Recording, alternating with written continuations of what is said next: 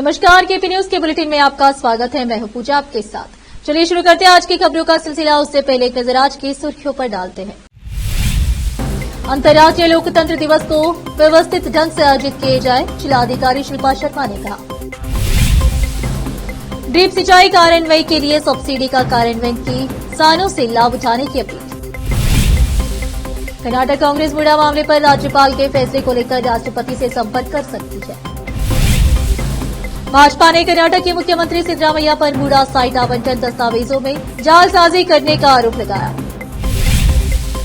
महिलाओं के खिलाफ अत्याचार के मामलों में जल्द न्याय मिले, सुप्रीम कोर्ट स्थापना दिवस के मौके पर बोले पीएम मोदी। हिमाचल प्रदेश में बारिश ने मचाई तबाही, 72 सड़कों को किया गया बंद। अब तक 1265 करोड़ का हुआ नुकसान।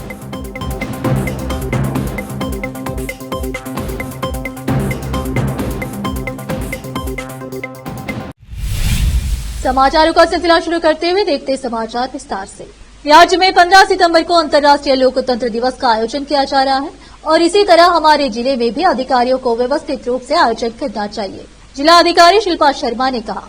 वह शनिवार को जिला कलेक्टर कार्यालय में जिला और तालुका स्तर के अधिकारियों के लिए अंतर्राष्ट्रीय लोकतंत्र दिवस पूर्व बैठक की अध्यक्षता कर रहे थे।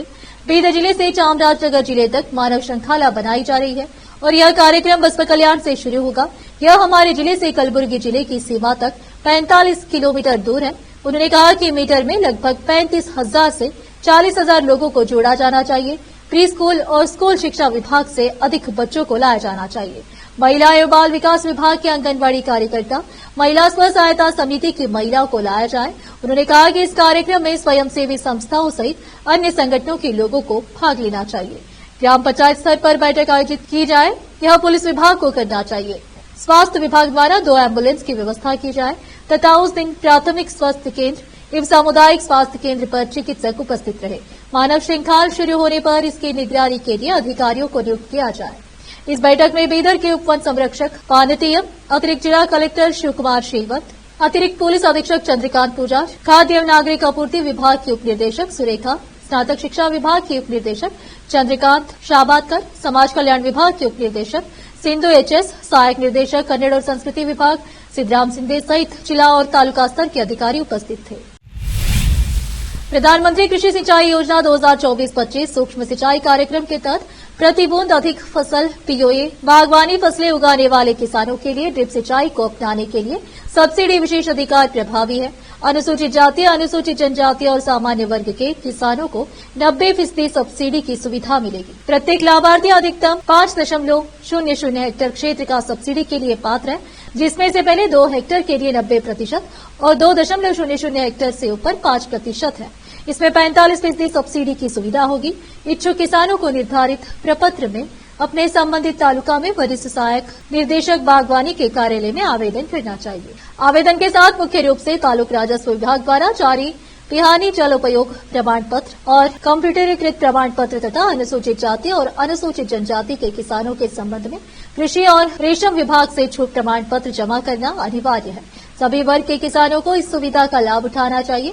अधिक जानकारी के लिए संबंधित तालुके के वरिष्ठ सहायक बागवानी निर्देशक जिला पंचायत के कार्यालय से संपर्क करें और बागवानी विभाग के उप निर्देशक विश्वनाथ ने घोषणा में कहा।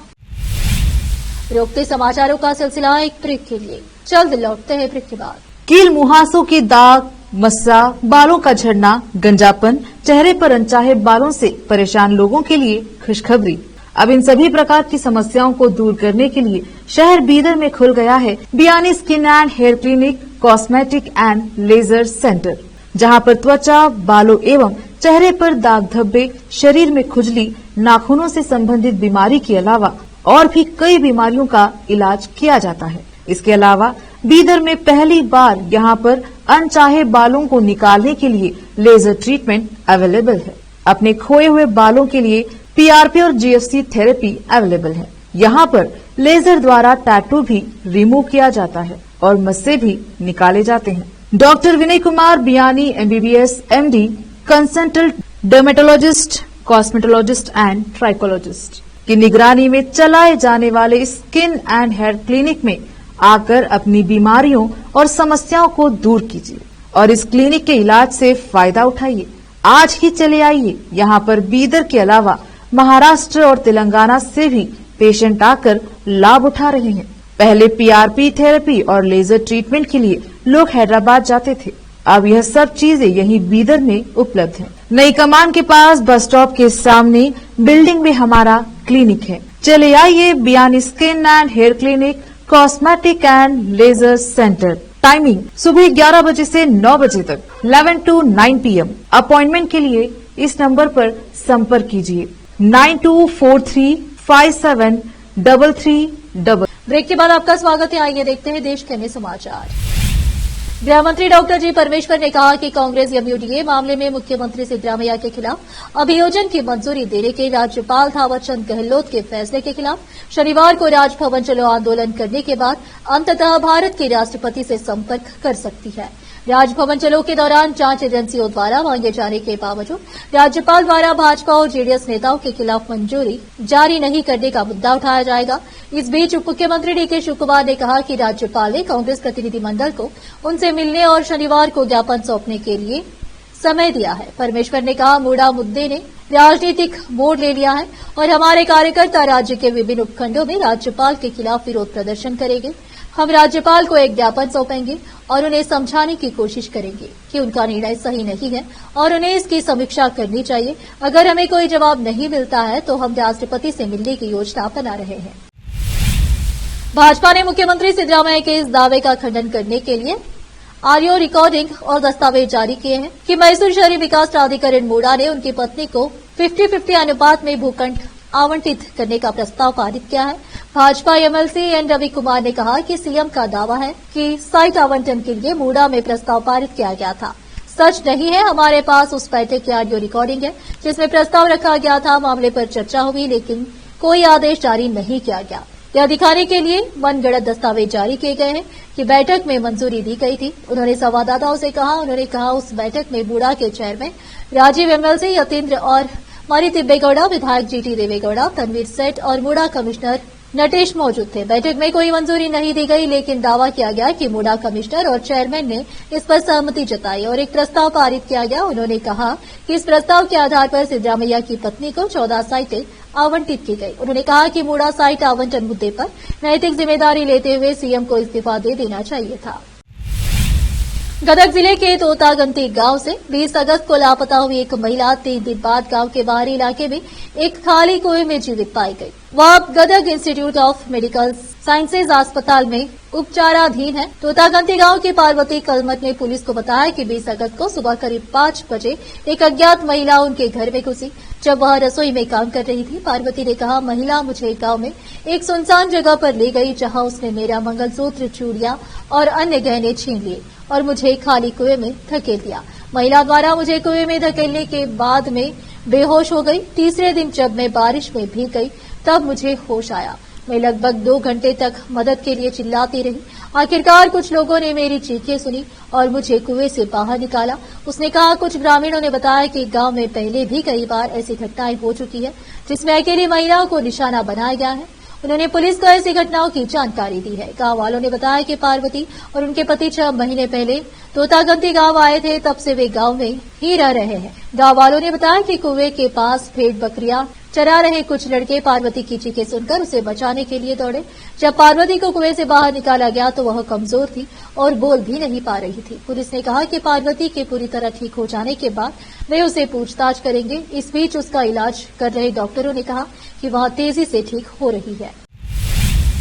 रोकते समाचारों का सिलसिला एक और ब्रेक के लिए। जल्द लौटते हैं ब्रेक के बाद।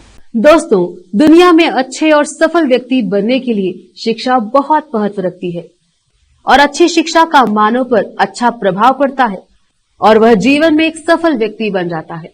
अच्छी शिक्षा अच्छे और अच्छी देखभाल वाले स्कूल से ही प्राप्त की जा सकती है।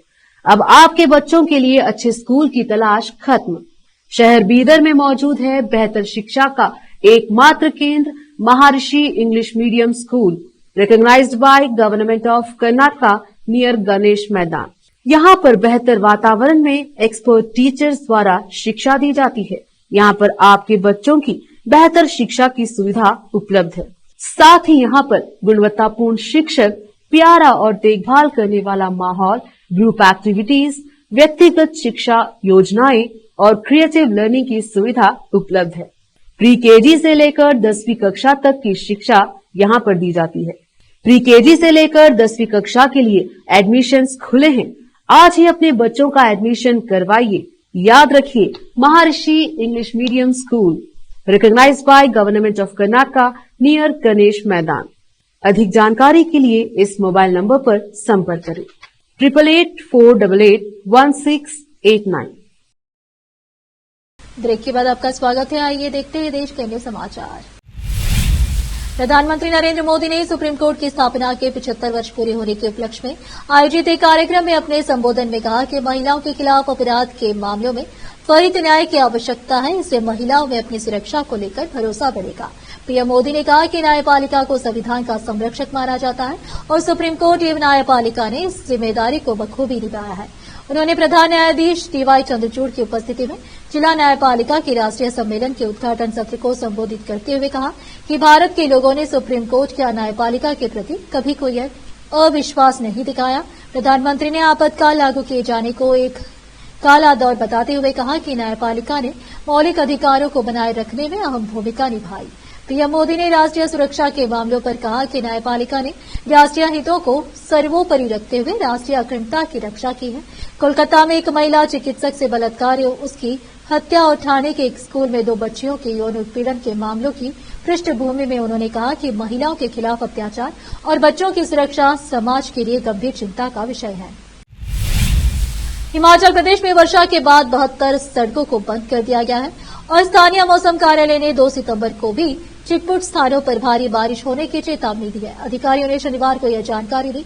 राज्य आपात अभियान केंद्र के मुताबिक जिन 72 सड़कों को बंद किया गया है उनमें 35 शिमला में, 15 मंडी में, 9 कुल्लू में तथा 1 ऊना, सिरमौर तथा लाहौल एवं स्पीति जिलों में है। उसके अनुसार राज्य में वर्षा के कारण 10 विद्युतीय 32 जलापूर्ति योजनाएं भी बाधित हुई है। केंद्र के मुताबिक 27 जून को मानसून के आगमन से अब तक राज्य में वर्षा जनित घटनाओं में 150 लोगों की मौत हो गई है। राज्य को वर्षा के चलते 1265 करोड़ रुपए की नुकसान हुआ है। राज्य के कई हिस्सों में शुक्रवार शाम से रुक रुक कर वर्षा हो रही है। सुंदरनगर में 44.8 मिलीमीटर, शिलारू में 43.1 मिलीमीटर, जुबड़हट्टी में 20.4 मिलीमीटर, मनाली में 17 मिलीमीटर, शिमला में 15.1 मिलीमीटर, स्लेपर में 11.3 मिलीमीटर और इलहौजी में 11 मिलीमीटर बारिश हुई। स्थानीय मौसम कार्यालय ने 2 सितंबर को राज्य में छिटपुट स्थानों पर भारी बारिश, आंधी और बिजली गिरने का येलो अलर्ट जारी किया है। वहीं दूसरी तरफ बारिश से बेहाल गुजरात में तूफान आसान के कारण भारी बारिश होने की संभावना है। महाराष्ट्र के डिप्टी सीएम और एनसीपी प्रमुख अजित पवार ने विधानसभा चुनाव से पहले बड़ा बयान दिया है। उन्होंने कहा है कि एक बार फिर सीट बंटवारे को लेकर वह अपने सहयोगी दलों के साथ बैठक करेंगे। इसके साथ ही महाराष्ट्र में किन किन सीटों पर उनकी पार्टी चुनाव लड़ेगी वह दूसरी बार की बैठक में तय होगा। इसके साथ ही शिवसेना नेता तानाजी सावंत के बयान पर वह कोई भी प्रतिक्रिया देने से बचते हुए दिखे। उन्होंने कहा कि अगर कोई कुछ कहता है तो कहे, मुझे कोई फर्क नहीं पड़ेगा। उन्होंने कहा कि मैं किसी भी बयान पर कोई टिप्पणी नहीं करूंगा। दरअसल महाराष्ट्र में इसी साल विधानसभा चुनाव होने वाले हैं। इससे पहले सीट बंटवारे को लेकर काफी उठापटक का दौर भी जारी है। वहीं सीटों के बंटवारे को लेकर बैठकें भी हो रही है। इस बीच एनसीपी प्रमुख और महाराष्ट्र के उप मुख्यमंत्री अजित पवार से सीट बंटवारे को लेकर सवाल किया गया। इस पर उन्होंने कहा, सीट बंटवारे पर हमारी पहले दौर की चर्चा हुई थी। हम दूसरी बार फिर बैठेंगे और तय करेंगे कि 288 सीटों में से किसे कौन सी सीट मिलेगी। हम चर्चा करेंगे और फैसला करेंगे। उस पर सीट बंटवारे के लिए वैकल्पिक योग्यता मानदंड होंगी। देवभूमि में उत्तराखंड के केदारनाथ से एक खौफनाक वीडियो सामने आया है। इस वीडियो में एक हेलीकॉप्टर को ऊपर से गिरते हुए देखा जा सकता है। हालांकि बताया जा रहा है कि यह हेलीकॉप्टर खराब था और इसे रिपेयरिंग के लिए ले जाया जा रहा था। खराब हेलीकॉप्टर को एक अन्य हेलीकॉप्टर में बांधकर ले जाया जा रहा था। इसी बीच हेलीकॉप्टर जिस चैन से बंधा था वह चैन टूट गई। इसके बाद खराब हेलीकॉप्टर आसमान से सीधे जमीन पर आ गया। इस पूरी घटना का वीडियो भी कैमरे में कैद हो गया। वहीं जमीन पर गिरने के बाद खराब हेलीकॉप्टर पूरी तरह से चकनाचूर हो गया है। वहीं मौके पर एसडीआरएफ की टीम मौजूद है। बताया जा रहा है कि केदारनाथ में मरम्मत कार्य के लिए MI-17 विमान से गौचर हवाई पट्टी पर लाया जा रहा है। हेलीकॉप्टर दुर्घटनाग्रस्त हो गया। 24 मई 2024 को तकनीकी खराबी के कारण हेलीकॉप्टर को एयरलिफ्ट किया जा रहा था, लेकिन उसे इमरजेंसी लैंडिंग करानी पड़ी। जिला पर्यटन अधिकारी राहुल चौबे ने बताया, शनिवार को MI-17 विमान की मदद से हेलीकॉप्टर को मरम्मत के लिए गौचर हवाई पट्टी पर ले जाने की योजना थी। थोड़ी दूरी तय करते ही हेलीकॉप्टर के वजन और हवा के कारण MI-17 का संतुलन बिगड़ने लगा, जिसके कारण हेलीकॉप्टर को थारू कैंप के पास उतारना पड़ा। हेलीकॉप्टर में कोई यात्री या सामान नहीं था। सूचना मिलते ही बचाव दल मौके पर पहुंच गया। टीम स्थिति का निरीक्षण कर रही है। कोलकाता के आरजीकर अस्पताल में एक ट्रेनी डॉक्टर की बलात्कार और फिर निर्मम तरीके से की गई हत्या मामले के मुख्य आरोपी संजय रॉय आजकल कोलकाता के प्रेसिडेंसी सुधार गृह में हिरासत में बंद है। उसने जेल के खाने रोटी सब्जी को खाने से इनकार कर दिया है। कथित तौर पर उसने रोटी सब्जी के बदले अंडा चाउमीन की मांग की है। न्यूज एजेंसी की खबरों के मुताबिक संजय रॉय रोटी सब्जी से परेशान होकर अंडा चाउमीन देने की मांग की है। उसे जेल में परोसे जाना वाला खाना पसंद नहीं आ रहा है। बता दें कि जेल के नियमों के मुताबिक किसी भी कैदी को वही खाना दिया जाता है जो सभी कैदी को दिया जाता है। किसी किसी केस में घर से खाना मंगवाने की इजाजत दी जाती है।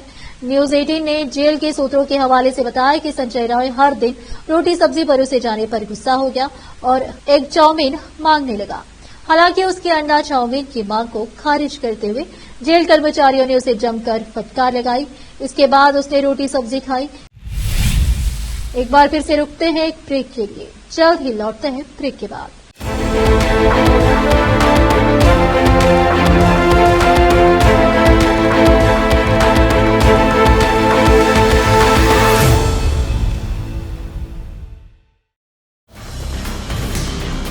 हिंदुस्तान के हर कोने में हम हैं मौजूद। 24 घंटे हालात पर गहरी नजर, खबरों से जुड़े चुपते सवालात और आपको दिखाता है धार्मिक, सामाजिक, राजनीतिक, लोकल और इंटरनेशनल न्यूज की सबसे बेहतर कवरेज,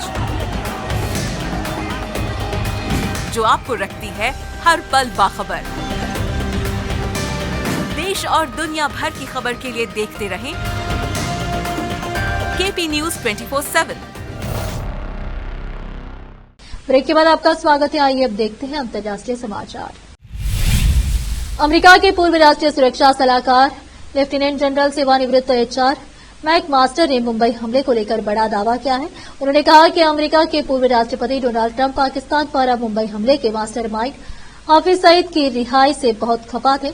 मैक मास्टर ने कहा कि इसमें कोई शक नहीं है कि आतंकवादी समूह के साथ पाकिस्तान की खुफिया agency inter services intelligence ISI की मिली भगत है। मैक मास्टर ने खुलासा किया कि पूर्व राष्ट्रपति डोनाल्ड ट्रंप के प्रशासन के दौरान उनके कार्यकाल में व्हाइट हाउस को इस्लामाबाद को सुरक्षा सहयोग मुहैया कराने को लेकर विदेश विभाग और पेंटागन के विरोध का सामना करना पड़ा था। मैक मास्टर ने कहा कि ट्रंप ने पाकिस्तान को तब तक सभी सहायता रोकने का आदेश दिया था जब तक वह आतंकवादियों को सुरक्षित पनाह मुहैया कराना बंद नहीं करता।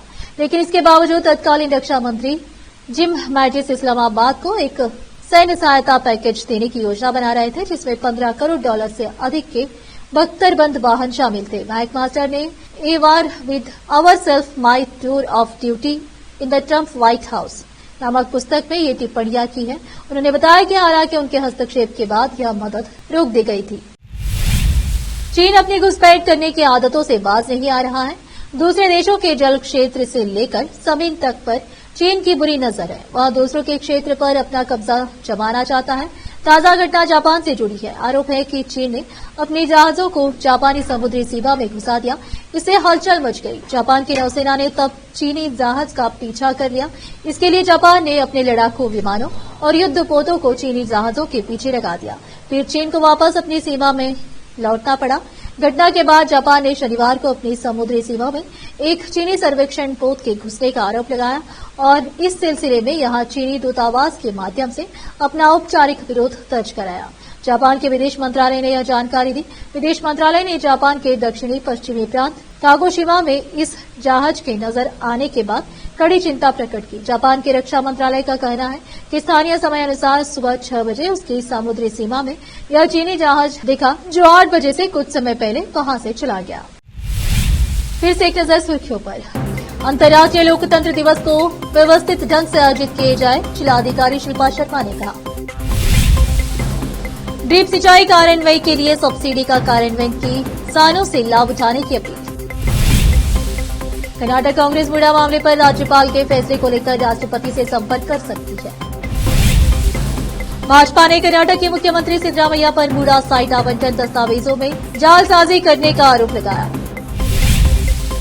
महिलाओं के खिलाफ अत्याचार के मामलों में जल्द न्याय मिले, सुप्रीम कोर्ट स्थापना दिवस के मौके पर बोले पीएम मोदी। हिमाचल प्रदेश में बारिश ने मचाई तबाही, 72 सड़कों को किया गया बंद। अब तक 1265 करोड़ का हुआ नुकसान।